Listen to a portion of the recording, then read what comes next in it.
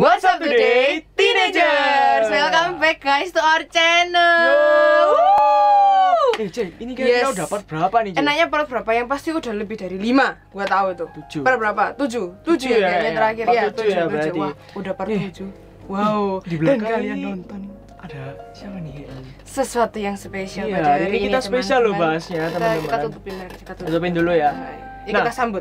Kita sambut ada 2 guest star kita. Yang pertama ada yang muda dulu yang muda dulu. Ada siapa nih? turun. Ada Regina.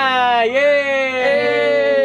Terus yang kedua nih ada dari perwakilan kaum generasi yang sudah senior lah istilahnya, ya, udah besar gitu. Generasi yang udah Ini senior, ada guys. Om Juanso. Selamat datang ke channel kita. Nih, kalau misalnya kita mau ngundang 2 bintang tamu ini yang apa ya, ada beda Topiknya, generasi nih. Kira-kira topiknya tentang apa nih, J? Yang pasti bocoran pertama topiknya itu masih sama guys. Payung topiknya itu sama yang terakhir tuh masih sama. Tentang depannya T, ada X-nya. Ya? Oh iya, benar. Toxic itu ya? Sip, masih inget dia ternyata. Toxic itu. Tentang Tapi toxic. kali ini yang bakal kita bahas adalah tentang hubungan antara orang tua dan anak-anak. Jadi kali ini kita membahas tentang toxic parents. Dan dari segi anak-anaknya ini guys, terutama kita Tampilkan, iya. kita tampilkan dari Dua sisi pandangan gitu. Jadi yang tadi segi pandangnya orang tua dan kemudian segi pandangnya yang remaja. Oke, langsung kita mulai aja ya teman-teman. Langsung sikat. Yang pertama kita tentu harus tahu dong dasarnya apa nih kira-kira. Ya, harus ada dasar yang kuat guys. Oke, dan kita dasarnya harus dari Alkitab dong, tentang dari Tuhan pastinya. dari firman Tuhan semuanya. Coba kita tanya langsung ke Om Juanso nih kira-kira. Kira-kira Kita sambut. kalau misalnya di firman Tuhan, apa sih kaidahnya hubungan antara orang tua dan anak-anak? Kaidah itu hukum mutlak ya guys, Iya. artinya. Oke. Silakan Om. Ya, untuk mendasari pembicaraan kita, saya rindu kita benar-benar terbuka, tapi kita mendasari dengan firman Tuhan. Bisa dibaca di Kolose 3 ayat 20 dan 21. Kolose 3 ayat 20 sampai 21. Hai anak-anak, taatilah orang tuamu dalam segala hal, karena itulah yang indah di dalam Tuhan. Ayat 21. Hai bapak-bapak, janganlah sakiti hati anakmu, supaya jangan tawar hatinya. Ada banyak firman Tuhan, tapi cukup 2 ini. Artinya pembicaraan kita nanti akan luar biasa, tidak keluar dari konteks firman Tuhan, supaya apa? Ujung-ujungnya adalah untuk kebaikan orang tua dan anak-anak juga toh. Gitu toh. Betul. Gitu guys. Betul. Jiwa mudanya mulai keluar teman-teman, tertular. Saya baru berumur 25. Plus berapa Om? Aku tahu ada plusnya. Ada plus-plusnya. Yuk. Oke. Nah, tadi kan udah tahu nih tahu dasarnya. dasarnya. Sekarang kita langsung lah ya, ulik Mas, aja lah ya. Udah nggak perlu lama-lama. Kondisi yang ada saat ini nih, teman-teman semua pasti juga ada yang relate lah pasti, di antara teman-teman semuanya pasti ada yang ngerasa juga. Pasti paham. Ada banyak yang dialami sama anak-anak, kalau anak-anak ini cenderung dipaksakan untuk sesuai dengan kemauan orang tua. Sedangkan anak-anak ini punya kompetensi yang berbeda sama kemauan orang tua. Jadi nih pertanyaannya yang pertama buat Om Juanso dulu. Gimana sih tanggapan Om tentang orang tua yang di kondisi tertentu ada yang kurang mendukung passion anak-anak? Passion itu merupakan definisinya passion itu enaknya gimana ya? Minat yang paling kamu sukai, kemauan yang paling kuat, yang paling benar-benar kuat dari dalam hatimu yang ingin kamu lakukan itu adalah passion. Oke. Silakan. Bagi orang tua begini, adik-adik, memang latar belakang itu menentukan. Tidak menutup ketika misalkan saya Om Juanso ini dulu diperlakukan oleh orang tua seperti ini, lalu tanpa Om Juanso sadari, Om Juanso memperlakukan anak Om Juanso seperti itu. Belum lagi latar belakang lingkungan itu juga mempengaruhi cara pandang, pemahaman kita. Belum lagi latar belakang pembelajaran kita, macam-macam mempengaruhi itu. Banyak banget ya. Banyak banget, dan memang melihat itu memang banyak sekali orang tua akhirnya tanpa disadari melakukan kesalahan demi kesalahan yang menurut mereka baik. Tapi memang kan Tidak ada orang tua yang membuat anaknya tidak baik toh. Tapi karena tidak sadar, akhirnya sepertinya anaknya dikotak. Seperti burung yang ada di dalam sangkar, ya cuman begitu aja. Seperti itu. Sebenarnya gitu-gitu aja. Waduh. Kalau kayak gini kasihan si anaknya sih. Enggak dah. Kalau menurutku sih kayaknya kasihannya di anak. Soalnya mungkin memang terpeta. Memang si orang tuanya, kalau kita tahu niat asli orang tuanya, niatannya baik. Tapi yang kita lihat dari pantulan yang dari anaknya itu, kok malah kayak kasarnya kayak di kerangkeng gitu loh guys, dibatesin. Jadi burung tapi di dalam kerangkeng, dalam sangkarnya itu kayak seperti diomongkan sama Om Johnson, nggak bisa terbang dengan bebas. Jadi malah membatasi potensi dari anak itu sendiri. Nah itu kan pendapat dari itu ya, berarti kita dapatnya dari Om Johnson soal faktor-faktor yang tadi. Iya, yang banyak banget disebutin itu loh guys. Memang apa istilahnya, mentemplate, apa sih mentemplate? Gimana sih mentemplate? Ayo menata kehidupan anaknya sama seperti kehidupan orang tuanya. Nah, kita kalau sudah lihat dari pandangan orang tua nih, kita mau dengar dari pandangan remaja. Remaja, betul. Kita harus tahu ya, remaja kira-kira gimana sih sama orang tua yang kurang mendukung passion anak-anak. Ya, anggap aja nih posisimu lah. Iya, atau sama teman-temanmu lah. Gini nih, kita sebagai anak itu kan pasti punya hal yang kita suka, ya kan? Dan hal yang kita suka itu bisa positif maupun negatif, ya kan? Lah, orang tua di sini itu menurut saya ya, itu harus membimbing anaknya ke arah yang positif kan, pastinya. Oh iya. Nah, tapi yang positif itu kan yang apa namanya, yang kita suka, ya kan?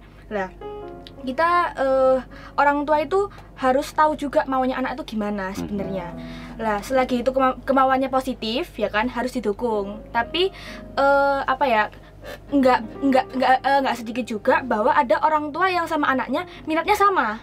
Karena mungkin gen juga ya, misalnya itu berkat sih. Itu berkat. Itu berkataan kan. Orang tuanya sukanya yang ekonomi, pokoknya jualan gitu. Anaknya juga punya. Akhirnya di zaman sekarang dia punya all shop gitu-gitu kan, juga relate kan. Orang tuanya suka touring. Anaknya kebetulan. Kan juga jadi kan sama passionnya kan juga enak. Tapi kalau misalnya emang berbeda ya kan, harus didukung dan anaknya juga harus mengerti bahwa orang tuanya itu memang mungkin berbeda paradigma, tapi orang tua anaknya itu juga harus apa namanya, istilahnya juga harus menyeimbangkan lah. Anak juga harus mengerti, terutama yang pada usia remaja, kalian masih agak-agak emosinya masih temperamen ya pokoknya. Kalau misalnya aku harus dapat ini lah, itu kalian harus tenangkan hati lagi, doa dan ya gitulah. Itu harus tarik stay calm gitu. Pikir panjang. Panjang. Kalau kita mau melakukan sesuatu harus pikir panjang. Iya, harus pikir panjang dulu. Aku mau tanya nih, kira-kira atau Om Johnson atau dari Regina mau jawab gak apa. Jadi kan tadi kan kalau Om Johnson bilang soal apa ya tadi, faktor-faktor. Terus Regina bahas soal memang kita punya cara pandang yang berbeda atau bahkan sama dengan orang tua, tapi kita apa ya istilahnya, harus bisa menghargai satu sama lain. Jadi semacam bukan hanya dituntut untuk dihargai, tapi juga kita harus mulai belajar untuk menghargai. Saya setuju. Orang tua tidak sempurna. Saya harus mengakui kita manusia ada keterbatasan, bahkan kelemahan, kekurangan. Tapi anak juga sama. Nah, ini yang perlu adalah komunikasi. Komunikasi bukan satu arah, tapi dua arah. Jadi harus benar-benar dua arah. Ini yang saya amati hari-hari ini, itu komunikasi sangat amat kurang. Kalau mau berbicara lebih lanjut bagaimana kekuatan digital yang luar biasa, medsos yang luar biasa itu menyita komunikasi antara orang tua dan anak. Bukankah sekarang lagi tren yang namanya me time? Kalau anak mengatakan me time, gue juga punya me time. Lah masing-masing kalau sama-sama me time lah. Saya tidak bahas kembalian. Jadi paling penting adalah komunikasi. Perkembangan begitu luar biasa. Dulu contoh zaman saya, orang masak yang disebut dengan tukang masak sekarang dikatakan dengan chef, tidak ada artinya. Tapi hari ini yang namanya chef begitu luar biasa, bisa jadi artis. Dulu tukang campur kopi. Siapa dia? Tapi hari ini namanya apa? Barista. Keren toh. Dan hasilnya bisa kalian manajer sama barista hasilnya kalah kalau diukur dari segi keuangan. Hari-hari ini tidak. Dulu pemain basket hanya sebagai hobi. Tapi hari ini kalau memang hebat banget, NBA. Pemain sepak bola gajinya, waduh. Wow. Sesuatu yang tidak terduga, tapi hari ini bisa luar biasa. Wow, tadi dikatakan oleh Gaby. Nah, sekarang ini komunikasi. Tapi saya ngomong gini, bukan berarti saya menyalahkan orang tua. Kami ingin memberikan yang terbaik untuk anak-anak. Tapi mungkin ada hal yang kami tidak ketahui. Nah, itu perlu anak untuk ngomong. Nah, ngomong. Seperti komunikasi, itu. guys. Bener sih, karena passion kita juga bisa menjadikan peluang pekerjaan di masa sekarang ini. Traveling, ngevlog, dapat duit loh. Iya, Bisa disponsori bahkan. Gitu kan. Masa-masa jualan online sekarang bisa loh. Kayaknya gitu. Zaman sekarang Bisa jadi YouTuber loh. Hai guys, itu kan bisa jadi. Kayaknya semua sekarang bisa jadi Bisa, tinggal kita ngeliat peluangnya aja. Ya, intinya anak harus bisa ngasih prospek yang baik ke orang tua gitu. Lah, Supaya orang tua itu yakin ini bagus buat aku, ya aku bisa mengembangkan kayak gitu. Oke, lanjut aja nih. Nah, tapi kan sering gitu kan. Biasanya kan kalau nggak sesuai dengan ya Kemauan. beda pendapat. Kayak maksudnya anaknya maunya musik, orang tuanya maunya akademis. Nah, kan itu kan jelas-jelas udah beda banget. Nah, biasanya kalau udah gak sesuai dengan harapan atau dengan adanya perbedaan itu, kebanyakan orang tua mulai membandingkan ceritanya, Gus. Ini aku cukup yakin banyak kok dari kalian yang paham akan perasaan ini gitu kan. Mulai dibandingkan dengan anaknya temennya, atau bahkan yang paling sakit itu kalau sama saudara sendiri atau bahkan sama sepupu sendiri, guys. Sudah jujur aja, nggak usah bohong gitu kan. Kita semua paham. Nah, kalau dari segi pandang yang seperti ini kayak gimana ya? Kalau menurut Regina, gimana? Atau kamu atau teman-temanmu yang dibandingkan? Iya, mungkin ada yang cerita atau kayak gitu. Iya, gimana? Silakan. Dibandingin itu sakit, guys. Ini langsung ya, guys ya, dibandingin itu sakit. Kayaknya ya, lebih sakit dibanding digantung. Kayak lihat itu anaknya siapa itu kayak lebih hebat. Kita tuh rasanya kayak pingin nonjok anak yang satunya itu, ya kan? Saya hebat apa sih? Kayak itu kayak pengen ngajak berantem gitu kan. Lah kita saya sebagai anak jujur merasa dibandingkan itu nggak enak, ya kan? Bener-bener kesel banget kalau dibandingkan. Lah tapi yang harus kita tahu adalah mungkin orang tua kita membandingkan seakan-akan untuk memotivasi. Iya, itu dalihnya mereka biasanya. Biasanya dalihnya mereka, tapi caranya mereka kebanyakan mungkin kurang tepat. Di mungkin kitanya saat itu sedang dalam keadaan yang barusan dapat nilai jelek bareng sama anaknya temen itu kita dirasain kayak gitu kan sakit banget ya. Makanya kita emang nggak enak ya kan, mungkin orang tua juga harus berusaha untuk mengerti memutar otak bahwa cara lain nggak enak kalau dibanding-bandingkan. Toh kita pasti juga punya kelebihan masing-masing kan. Kan nggak semua anak mungkin matematikanya bisa satu semua dia, sedangkan kalau aku main musiknya bagus dia kurang bisa gitu kan. Pasti kan beda-beda kalau anak itu lah. Tapi anak-anak juga jangan baperan, itu juga jadi kunci. Kalau anak-anaknya terlalu baperan, nanti mereka itu akan melihat segala sisi dari orang tua mereka itu salah.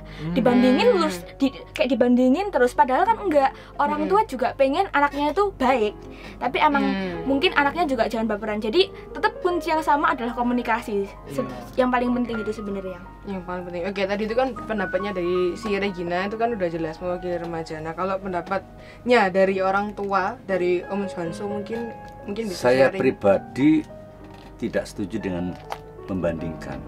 Tapi saya coba menarik dari kata-kata Regina, orang tua mungkin pengen terbaik. Jadi ketika ada di antara kalian yang mengatakan kok aku dibandingin, sebaiknya ngomong sama orang tua. Sekali lagi, tidak ada orang tua yang ingin anaknya jelek, tapi ngomong aja.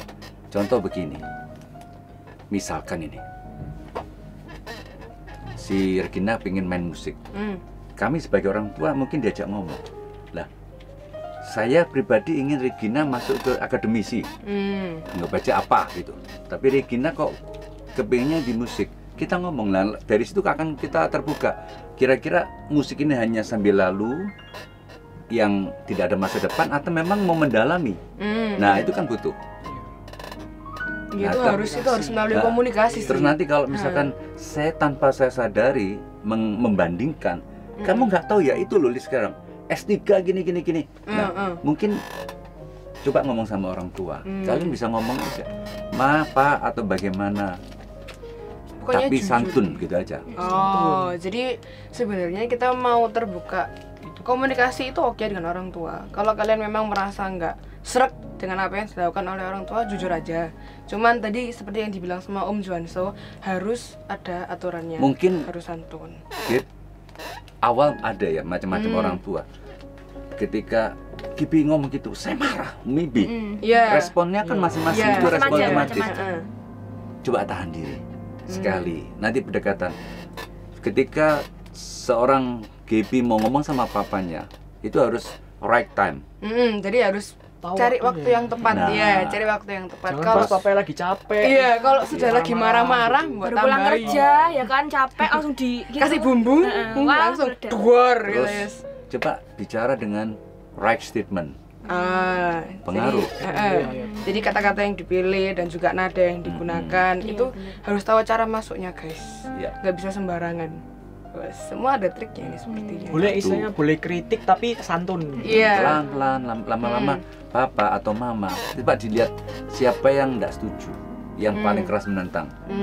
Tapi ketika ngomong mungkin kata-katanya pedas ya, mungkin maybe kita nggak ngerti. Pelan, terus ngomong lama-lama ketika terbuka, oh beneran nih kamu mau main musik, Gap, ini gini. Nah, diskusi terjadi. Kamu main piano seperti ini, nah terjadi.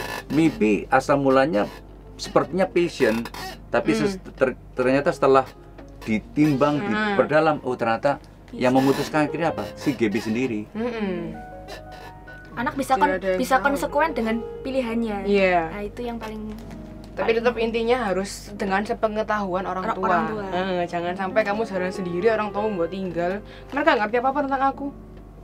Jangan juga begini, ketika tidak ada komunikasi, seorang Regina ini marah, sakit, tidak selesai loh. Benar. Dan kadang-kadang kami orang tua nggak tahu. Akhirnya jadi kepahitan. Bahasa Indianya gondok. Bahasa India. Nggak apa-apa kalau India. Iya, kalau gondoknya itu nggak yang macam-macam ya. Oke, paling cuma self healing sendirian di kamar. Kalau macam-macam lah. Macam-macam.